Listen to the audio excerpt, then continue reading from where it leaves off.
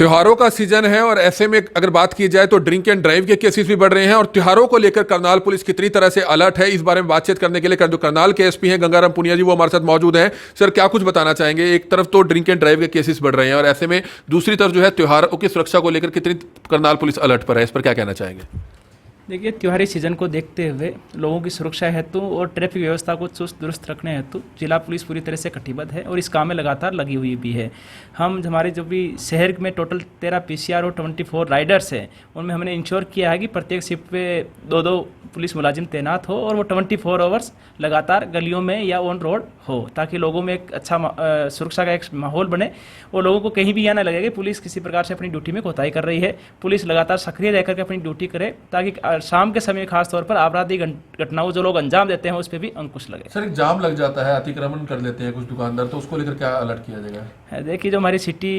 के जितने भी यातायात में व्यवस्था को बनाए रखने में लोग लगे हुए हैं, उनसे भी हम लगातार फीडबैक ले रहे हैं। कुछ कुछ जगह लगातार दिक्कत आ रही है जहाँ पर रोड जाम की समस्या बनी हुई है, शीघ्र ही हम उसके निराकरण हेतु भी उचित कदम उठाएंगे। सर, एक नशे को लेकर बात की जाए, पिछले हफ्ते भी हमने एक स्टोरी की थी, नेशनल हाईवे पर एक ट्रक ने जो है एक गाड़ी को टक्कर मारी थी और दोनों ही ट्रक ड्राइवर जो है पंजाब से आ रहे थे, काफी नशे में धुत थे। एक बुक्की का नशा किया था, दूसरे ने शराब का नशा किया था और उस ड्राइवर ने खुद कहा कि करनाल हाईवे पर, दिल्ली हाईवे पर जितने भी ढाबे हैं, वहां पर जितने ट्रक्स रुकते हैं, वो वहां पर भुक्की और दूसरे तरह के जो नशे हैं, चिट्टा है या दूसरे नशे हैं, वो आसानी से मिलते हैं। तो इस पर क्या कहना चाहेंगे? समय समय पर चेकिंग की जानी चाहिए ऐसे ढाबों की जहां पर ट्रक्स जो है रात को रुकते हैं, क्योंकि वो ट्रक्स रुकते इसलिए हैं क्योंकि वहां को इजिली जो है उनको नशा अवेलेबल होता है। देखिए, नशे की तस्करी करने वाले या नशे किसी भी रूप में नशा बेचने वाले लोगों पर अंकुश लगाना और उनके खिलाफ कड़ी कार्रवाई करना हमारी प्राथमिकताओं में से एक है। ये मामला भी हमारे संज्ञान में आया था। हम इसके बारे में और गहनता से जितने भी हमारे इंटेलिजेंस के सोर्सेज हैं उनसे हम जानकारी कलेक्ट कर रहे हैं और शीघ्र ही उन के खिलाफ हम कार्रवाई भी करेंगे। इसके साथ साथ जो ड्रंकन ड्राइविंग के केसेज हैं, इससे सड़क दुर्घटना में बढ़ोतरी भी होती है और रोड सेफ्टी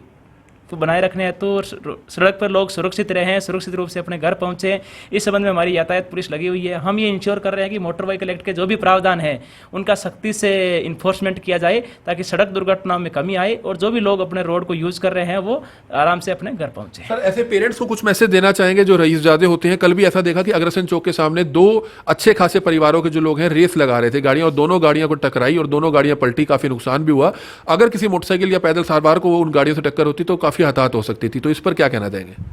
देखिए, मैं सभी लोग जागरूक लोगों से भी और ख़ास तौर पे अभिभावकों से ही अपील करना चाहूँगा कि वो सुनिश्चित करें कि जो भी उनका लड़का ड्राइविंग कर रहा है वो 18 से ऊपर हो, वो सड़क के सभी नियमों को जानता हो, बार बार उसको अच्छे संस्कार दीजिए, उनको लगातार मोटर व्हीकल एक्ट के जितने भी प्रावधान हैं जो एक सामान्य आदमी भी जानता है उनके बारे में उनको लगातार समझाते रहिए। कभी कभार अबोध जो बच्चे होते हैं उनको उतनी समझ नहीं होती है, तो ये समझाना हमारी एक ड्यूटी बनती है। यदि माता पिता या अभिभावक उनको अच्छे ढंग से समझाएंगे तो डेफिनेटली वो चीज़ों को समझेंगे। इससे न केवल उनकी जान बचेगी बल्कि किसी सामने वाले बंदे की भी जान जो खतरे में जा सकती है वो ऐसा नहीं होगा। सर, आपने कार्यभार संभाले हुए तकरीबन महीना होने को है, एक सवाल पूछना चाहेंगे कि करनाल के ना लाइन पार इलाका है, रामनगर, प्रेमनगर है, सदर बाजार है, यहाँ पर ना इजीली कई ऐसी जगह हैं जहाँ पर नशा अवेलेबल हो जाता है, स्मैक है, हर आदमी को वहाँ पर पता है कि कहाँ से नशा मिलता है, तो यूथ जो है बिगड़ रहा है, तो ऐसे लोगों पर क्या कुछ नकेल कसेंगे, इस पर क्या कहना चाहेंगे? देखिए, इस जानकारी हमें मिल रही है लगातार और हम इसके बारे में लगातार अपनी डिटेल में इंक्वायरीज भी करवा रहे हैं। हम ये सुनिश्चित करेंगे शीघ्र ही कि जो लोग इस प्रकार की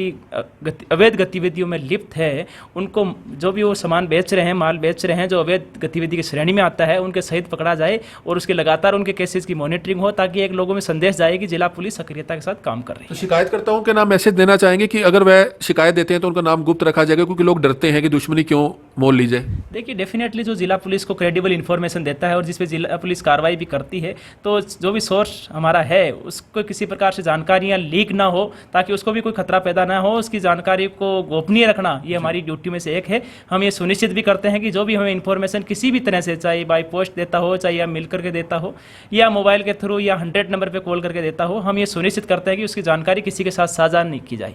तो ये आप देख रहे थे करनाल के एसपी गंगाराम पुनिया, जिन्होंने एक मैसेज दिया नशे को लेकर। जिस तरह से कल एक सड़क दुर्घटना हुई जहां 2 गाड़ियां रेस लगा रही थी, पिछले दिनों हमने आपको दिखाया किस तरह से जो ड्राइवर है उसने गाड़ी को टक्कर मारी और उसने बताया कि हाईवे पर सरेआम जो है सभी ढाबों पर भुक्की और दूसरा नशा मिलता है। तो इस पर लगाम लगाने के लिए करनाल पुलिस जल्द से जल्द कोई ठोस कदम उठाने जा रही है और खासतौर पर करनाल में भी जो है नशे की जो बिक्री है वो बढ़ रही है, उसको भी जो है कहीं ना कहीं जल्द से जल्द जो है रोका जाएगा और ऐसी कार्रवाई जो है करनाल पुलिस की तरफ से लगातार की भी जा रही है। और हमारी आप सभी से अपील है कि जितने भी लोग इस खबर को देख रहे हैं इस खबर को शेयर जरूर करें। कमल मिड्डा, करनाल ब्रेकिंग न्यूज, करनाल।